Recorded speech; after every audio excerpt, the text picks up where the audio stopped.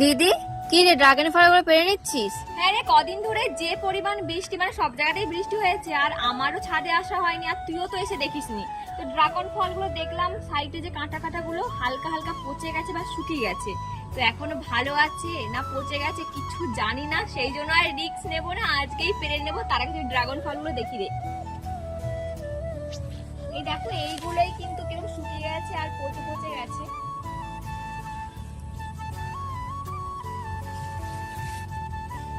আর তোমাদের তো আমি আগেই বলেছিলাম যে ড্রাগন ফলটার কালার কি হবে সেটাও আমি জানতাম না, মানে হলুদ হবে না গোলাপি হবে। ফাইনালি তো গোলাপি হয়েছে, কিন্তু ভেতরটা কি রং হবে, গোলাপি না সাদা, সেটাও এখনো জানি না। কাটবো তোমাদের সামনে আর দেখাবো যে কি রং হয়।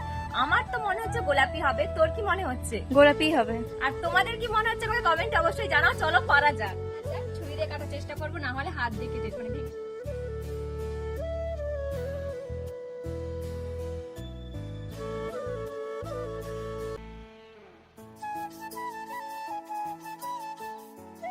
মেঘের যা কন্ডিশন, যে কোনো ভাবে বৃষ্টি আসতে পারে। তো গাইস, বাইরে কিন্তু বৃষ্টি হচ্ছে, আর তার জন্য আমি চলে এসেছি ঘরে। এবার চলো এটাকে কাটা যাক।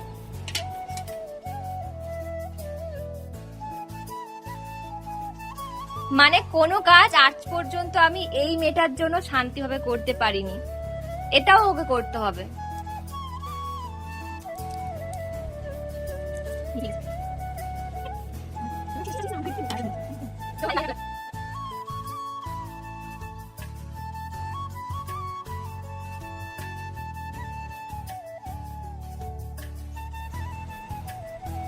খুব মিষ্টি, মানে আমি দোকানে কেনা ড্রাগন খেয়েছি, কিন্তু এই ড্রাগনটা সত্যি খুব মিষ্টি। আর তার থেকেও বড় কথা হচ্ছে বাড়ির গাছে ড্রাগন, মানে ভালো তো লাগবেই, বেশ ভালো লাগে।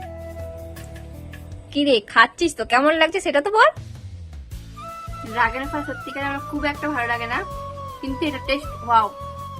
আজকের মতো ভিডিওটা এখানেই শেষ করছি। কেমন লাগলো অবশ্যই কমেন্টে জানিও। আর তোমাদের কাদের কাদের বাড়িতে ড্রাগন গাছ আছে আর কি কি মানে হলুদ গোলাপি কি কালার আছে সেটাও কিন্তু কমেন্টে জানিও। চলো টাটা।